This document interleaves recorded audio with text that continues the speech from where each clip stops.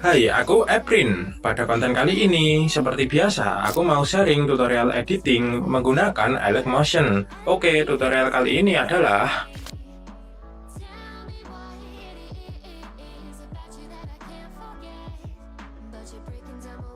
Tapi sebelum itu, aku mau kasih info nih, buat kalian yang minat beli Alight Motion Premium murah, kalian langsung aja cek bio TikTok aku ya.